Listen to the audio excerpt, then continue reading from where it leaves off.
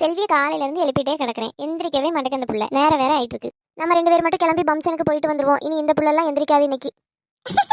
அம்மா அதுக்கு வேற பம்சன் இல்லம்மா ஃபங்க்ஷன். அதெல்லாம் எங்க காலத்து படிப்பு இந்த காலத்து பிள்ளைகளுக்கு புரியாது. இப்ப வரியா இல்ல நீயும் வீட்ல கிடக்கியா? வரேம்மா. என்ன டயர்டா இருக்கு. இருக்கும்ல, எப்படி இல்லாம இருக்கும்? 10 மணி வரைக்கும் தூங்குனா. உன்கிட்ட யார் பேசல சரியா? கிளம்பி வந்த நேர லட்சணம் காணாது மூஞ்சி மகரே காட்டிட்டு இருக்கியே ஏன்? ஆமா, அவ எதுக்கு என் ட்ரெஸ் போட்டுட்டு இருக்கா? அதுவா, அம்மா தான் அவளுக்கு இந்த ட்ரெஸ் நல்லாவே இருக்காது, உனக்கு தான் சூப்பரா இருக்கும் போட்டுக்கேன்னு சொன்னாவே. நான் அப்படி சொன்னனோ? ஒருத்திக்கு ஒருத்தியை எதுவும் சொல்லலைன்னா தூக்கமே வராது போல இருக்கும்மா. அம்மா எங்க வேணா கிளம்புங்க, ஆனா என் துணியை கொடுத்து போக சொல்லுங்க. என்ன வாய் ரொம்ப நீளுது, ஏன் துணி உன் துணின்னு? ஆமா, அது அப்பா எனக்கு வாங்கி தந்த துணி தானம்மா. கிடைக்காதடா கண்ணா. ஏடி உன்னோட அந்த கண்ணாடியும் உன்னோட தொப்பியை எடுத்து போட்டுக்கிட்டா. என் பொருள் எதையும் எடுக்காதே, எனக்கு கெட்ட கோவம் வந்துடும். ஏடி இப்ப பாரு நான் அழகா இருக்கேன். அம்மா ஒழுங்கா என் பொருளெல்லாம் கலத்தி கொடுத்துட்டு போடி. முடியாது போட்டி.